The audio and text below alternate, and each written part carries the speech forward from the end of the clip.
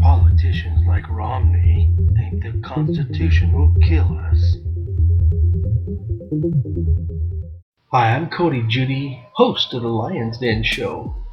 Can you imagine being worked on by a doctor who has HIV, who suddenly gets a nosebleed and isn't wearing a mask?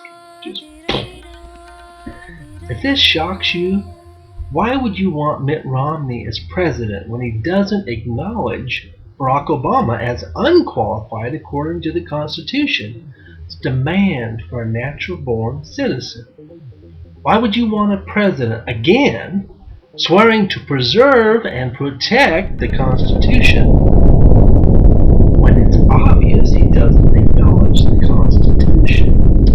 In the following, you're going to hear Mitt Romney acknowledge the principles of the Constitution with his lips, but I assure you his heart is far from the Constitution as far as the most important issue of our time, the qualification for Barack Hussein Obama. And there is no one I would rather turn to when there is a crisis moment to please fix what's going on that's wrong.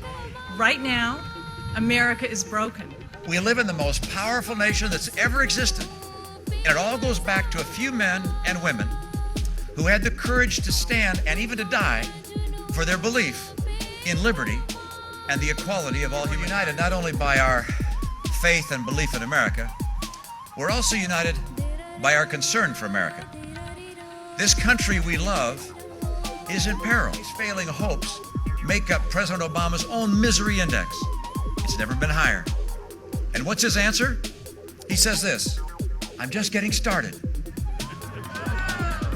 No, Mr. President, you've had your chance. You grew up believing that if they played by the rules, worked hard, they'd have the chance to build a good life with steady work, and always the possibility that with a little harder work, they might be able to get ahead. And in that America, you don't wonder if your children will have a better life. You know they will.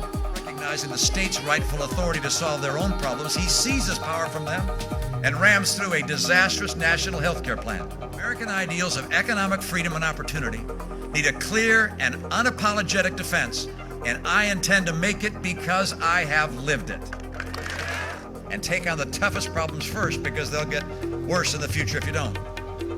I ran through a list of all my mistakes this afternoon and would find it hilarious, and you'd be here all night. But I can tell you I've learned from the successes and from the failures. Turning something around, turning around a crisis, takes experience and bold action. And for millions of Americans, the economy is in crisis today.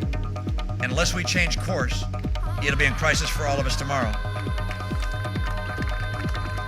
Your generation will pass the torch to the next generation, not a bill. And I'm going to insist that Washington learns how to respect the Constitution, including the 10th Amendment. Listening to those people, and I've always enjoyed proving them wrong. It's one of the lessons I learned from my dad. My father. America was the land of opportunity, where the circumstances of birth are no barrier to achieving one's dreams. Small business, and we've lost a couple of years. We have not lost our way. The principles that made this nation a great and powerful leader of the world have not lost their meaning. They never will. We know we can bring this country back. I'm Mitt Romney. I believe in America, and I'm running for president. Life support.